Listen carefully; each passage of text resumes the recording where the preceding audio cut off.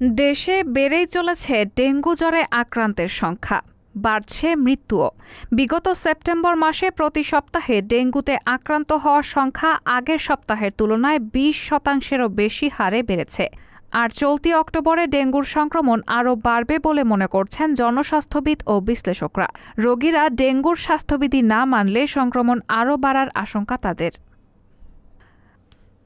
বুধবার স্বাস্থ্য অধিদপ্তরের তথ্য অনুযায়ী দেশে সবশেষ 24 ঘণ্টায় অর্থাৎ মঙ্গলবার সকাল 8টা থেকে বুধবার সকাল 8টা পর্যন্ত ডেঙ্গুতে আক্রান্ত হয়ে আরও 8 জনের মৃত্যু হয়েছে।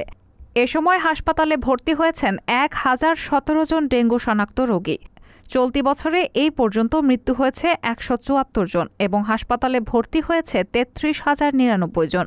চলতি বছরে বিগত 9 মাসের মধ্যে ডেঙ্গুতে সেপ্টেম্বরে সবচেয়ে বেশি 80 জনের মৃত্যু হয়েছে। আর এডিসের বিস্তার উপযোগী আবহাওয়া এখনও বিরাজ করায় এ মাসেও রয়েছে ডেঙ্গু সংক্রমণ বাড়ার ঝুঁকি। ডেঙ্গু সংক্রমণের এমন ঝুঁকিপূর্ণ পরিস্থিতিতে বুধবার ঢাকা মেডিকেল কলেজ হাসপাতালে গিয়ে দেখা গেছে ভর্তি হওয়া অনেক রোগী মানছেন না ডেঙ্গুর স্বাস্থ্যবিধি। ডেঙ্গু রোগীদের জন্য নেই আলাদা কোনো ইউনিট। সাধারণ রোগীদের পাশাপাশি বেডে রেখেই চালানো হচ্ছে ডেঙ্গু রোগীদের চিকিৎসা। রায়হানা মুন, সবার কথা।